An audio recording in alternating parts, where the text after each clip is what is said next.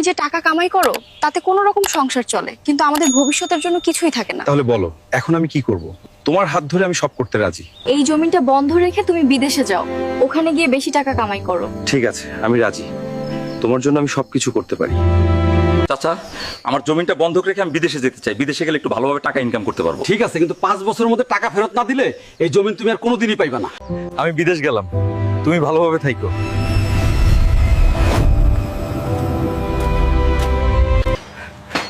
বিদেশে তো শুধু পরিশ্রম। জমিন বন্ধক রেখে বিদেশে আসলাম নতুন বউটা বাসায় রাইখা। ভাবি, আপনি যে আমার সাথে প্রেম করতেছেন, ভাইয়া কিছু বলবে না? আপনি ভয় পান না? একাই একাই ভালো লাগে না আমার, তাই তোমার সাথে একটু সময় কাটাই। বউ, টাকা পাঠাইছি, মাছ মাংস কিনা খাইও। হ্যাঁ, টাকা পাইছি, তুমি কোনো চিন্তা করো না। ভাবি, আমার 1 লাখ টাকা খুব দরকার। আমি আইফোন প্রো ম্যাক্স কিনবো। ঠিক আছে, আমি তোমাকে টাকা দিব, তুমি কোনো চিন্তা করো না। আজ আমার 5 বছর শেষ হলো, অনেক কষ্টে। আজ আমি বাড়ি ফিরছি। আমার বউ কই? দরজায় তালা মারা কেন? তুমি বিদেশে থাকতেই তোমার বউ সব টাকা পয়সা নিয়ে পরপুরুষের সাথে পালিয়ে গিয়েছে। তুই আমার সাথে এই বেইমানি করতে পারলি? আমার জীবনটা ধ্বংস কইরা দিলি। এই দিন দেখার আগে মরণ হইল না কেন? ম্যাডাম, আমি চাকরির ইন্টারভিউ দিতে এসেছি। তুমি ভিতরে কিভাবে ঢুকলে? এখানে তোমার মতো ছোট লোক চাকরি করতে পারবে না। ম্যাডাম, চাকরিটা আমার খুব দরকার। আমাদের কোম্পানি এতটা নিচে নামে নাই। তোর মতো ফকিন্নিকে চাকরি দিবে? সিকিউরিটি, ভিখারি ভিতরে ঢুকলো কেমনে? চল বের হ, গেটের বাইরে যা। তোরা আমার কোম্পানিটাকে নরকখানা বানিয়ে ফেলছিস। আজকে সব কয়টার খবর আছে, 10 মিনিট পরে তোরা খবর পাবি। আজকে কোম্পানিতে এমডি স্যার আসবে, সবাই সাবধান।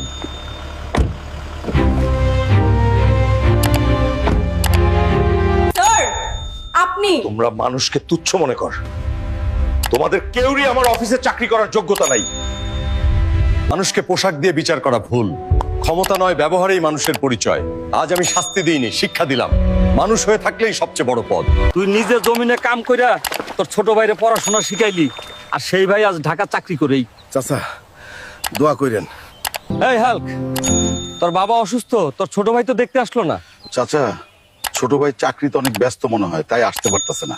তোমার বাবার নাকি অসুস্থ, তুমি দেখতে যাবা না? আরে বয়স হইছে। অসুস্থ তো হবেই, বাদ দাও এসব কথা। আপনার বাবার কিডনির অপারেশনের জন্য 10 লাখ টাকা লাগবে। স্যার, আমি তো জমিতে কাজ করি, এত টাকা পাবো কোথায়?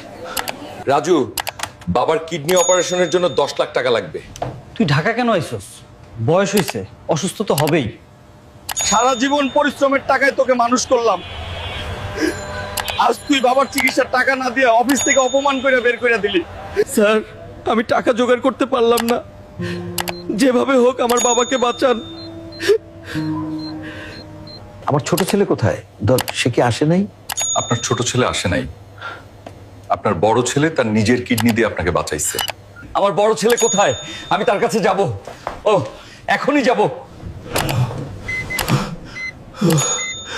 ছোট ভাইয়ের এত টাকা পয়সা থাকতে বড় ভাই নিজের কিডনি দিয়ে তার বাবাকে বাঁচাইলো। বাবা, আমাকে 2 লাখ টাকা দাও, আমার সব বন্ধুরা বাইক নিয়ে ভার্সিটিতে যায়। বাবারে, আমরা তো গরিব মানুষ, এত টাকা আমি পাবো কোথায়? ওই দেখ, ভিখারি কিভাবে হেঁটে হেঁটে বাড়ি যায়। আমরা R15 চালাই আর ও হাঁটে। তোদের এই বাইকই প্রত্যেকদিন আমাকে অপমান করার সাহস দেয়। এই নে 2 লাখ টাকা। আজ থেকে কে আর আমাকে বাইকের জন্য অপমান করতে পারবে না। টাকা দিলাম, বাইক কিনলি না? বাইক কিনবো আগামীকাল। বাবা, এই ছাগলগুলো কোথা থেকে আনলি? বাবা, তোমার কাছ থেকে যে 2 লাখ টাকা নিয়েছিলাম, সেই টাকা দিয়ে ছাগল কিনেছি।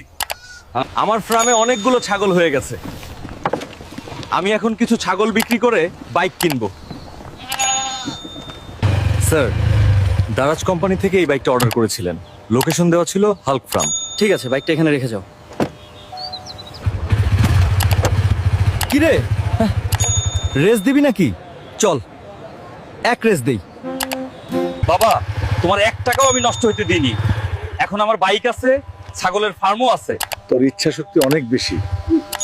আমাকে একদিন বাইকের জন্য অপমান করা হয়েছিল, কিন্তু মনে রাখবেন